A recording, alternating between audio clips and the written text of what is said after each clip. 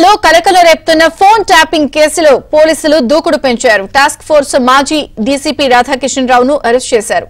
బుధవారం రాత్రి ఆయన్ను అదుపులోకి తీసుకున్న పోలీసులు నిన్నంతా ఆయన్ను ప్రశ్నించి అరెస్ట్ చేశారు. కాసేపట్లో రాధాకిషన్ రావును కోర్టులో హాజరుపరచబోతున్నారు.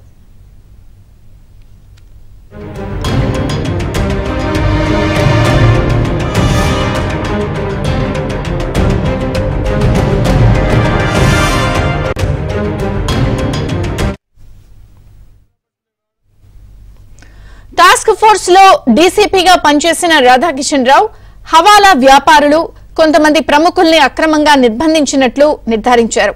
రాధాకిషన్ రావుతో పాటు ఇన్స్పెక్టర్ గట్టుమల్లును బంజారాహిల్స్ పోలీస్ స్టేషన్ లో ప్రశ్నించారు. గట్టుమల్లు గతంలో ఎస్ఐబిలో సీఐగా పనిచేశారు. ఎస్ఐబి మాజీ డీఎస్పీ ప్రణీత్ రావుతో వీరికి ఉన్న సంబంధాలపై ప్రశ్నల వర్షం కురిపించారు. రాధాకిషన్ ఆదేశాలతోనే పనిచేశానని మల్లు పోలీసుల విచారణలో అంగీకరించారు.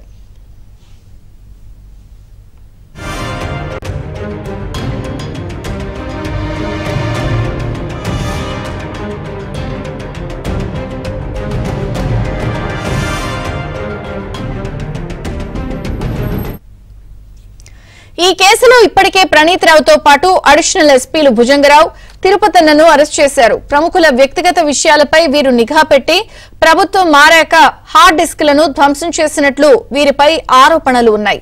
చంచల్గూడ జైలు ఉన్న భుజంగరావు, తిరుపతన్న కస్టడీకి పంజగుట్ట పోలీసులు వేసిన పిటిషన్ పై నాంపల్లి కోర్టు న్యాయమూర్తి తీర్పునిచ్చారు.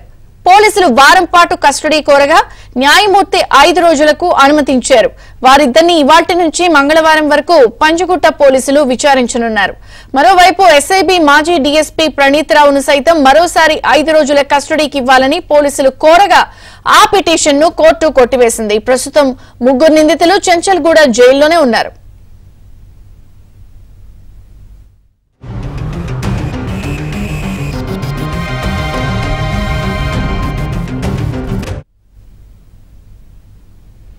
ఫోన్ ట్యాపింగ్ కేసులో పోలీసులు దర్యాప్తును ముమ్మరం చేశారు. ఇప్పటికే ఈ రోజు కస్టడీలోకి భుజంగరావు అలాగే మరికొంతమందిని కూడా తీసుకుని విచారించే అవకాశం ఉంది.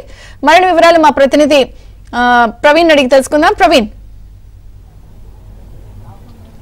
మరికొద్దిసేపట్లోనే అడిషనల్ ఎస్పీస్ ఇద్దరు కూడా భుజంగరావు, తిరుపతన్నను చెంచల్గూడ జైల్లో రిమాండ్లో ఉన్నటువంటి 5 రోజుల పాటు వారిద్దరిని కూడా కస్టడీకి తీసుకోనున్నారు. మరికొద్దిసేపట్లో చెంచల్గూడ జైలు నుండి బంజారాహిల్స్ పోలీస్ స్టేషన్కి తరలించి ఇక్కడ 5 రోజుల పాటు భుజంగరావు, తిరుపతన్న ఇద్దరిని కూడా క్వశ్చన్ చేసేటువంటి అవకాశం అయితే కనపడుతుంది. ఫోన్ ట్యాపింగ్ వ్యవహారంలో వారిద్దరు పాత్ర చాలా కీలకంగా ఉందనేది ప్రస్తుతం పోలీసులు అయితే భావిస్తున్నారు.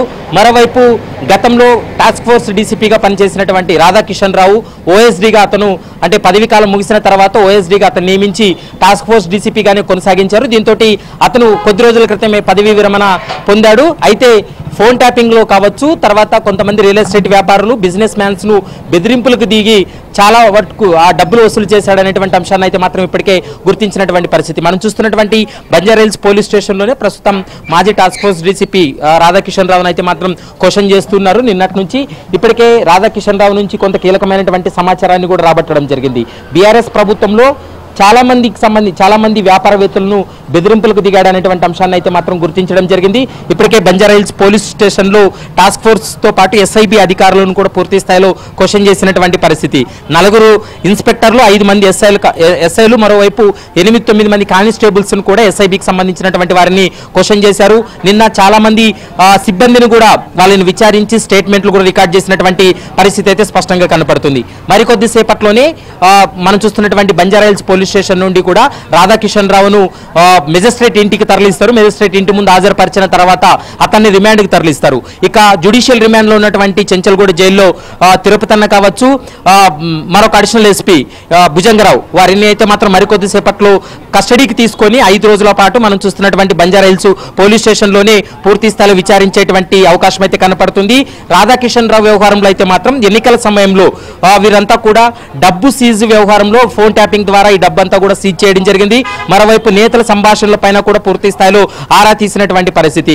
ఇప్పటి వరకు ఫోన్ ట్యాపింగ్ కేసులో రాధాకిషన్ రావుతో కలిపి మొత్తం 4 వ్యక్తులను అయితే మాత్రం అరెస్ట్ చేసినట్లు మనకు స్పష్టంగా అర్థమవుతుంది. మరికొంతమందికి కూడా నోటీసులు జారీ చేసి విచారించేటువంటి అవకాశాలు అయితే కనపడుతున్నాయి. అయితే వీరి వెనుక ఉన్నటువంటి రాజకీయ నేతల ప్రమేయానికి సంబంధించి ఇప్పటికే ఒక అంచనాకు వచ్చినప్పటికీ కూడా అధికారుల విచారణ పూర్తయిన తర్వాతనే రాజకీయ నేతలు కూడా నోటీసులు జారీ చేసి విచారించేటువంటి అవకాశం అయితే కనపడుతుంది. ఇందులో బీఆర్ఎస్ కి సంబంధించినటువంటి 2 మాజీ మంత్రులు, ఒక ఎంపీకి సంబంధించి కూడా పూర్తి స్థాయిలో కొన్ని ఆధారాలు కూడా లభించాయి. కాబట్టి వారి ఆదేశాల మేరకే అధికారులు కూడా ఫోన్ ట్యాపులు చేశారనేటువంటి అంశాన్ని ఇప్పటికే పోలీసులు గుర్తించారు. కాబట్టి 1-2 రోజుల్లో అధికారుల విచారణ ముగిసిన తర్వాత రాజకీయ నేతలకు కూడా నోటీసులు జారీ చేసి విచారించేటువంటి అవకాశం అయితే కనపడుతుందని చెప్పుకోవచ్చు.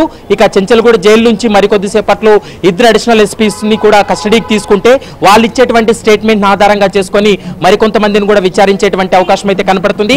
ఇప్పటికే ప్రణీత్ రావును మరోసారి 5 రోజుల పాటు కస్టడీకి కావాలని కోరారు. కానీ ప్రణీత్ రావుకు ఆల్రెడీ మొదటిసారి కస్టడీకి అనుమతించారు, రెండోసారి కస్టడీకి అనుమతించకూడదు, ఎందుకంటే 14 రోజులు రిమాండ్ తర్వాత కస్టడీ కోరేటువంటి అవకాశం ఉండదంటూ కూడా ప్రణీత్ రావు తరపు న్యాయవాదులు వాదనలు వినిపించడంతో నాంపల్లి కోర్టు వారి వాదనలకు ఏకీభవించిన తర్వాత ప్రణీత్ రావు కస్టడీ పిటిషన్ ను కొట్టివేసింది.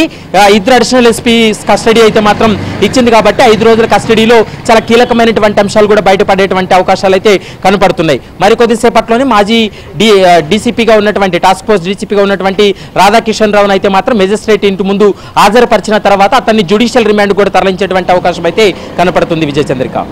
Thank you.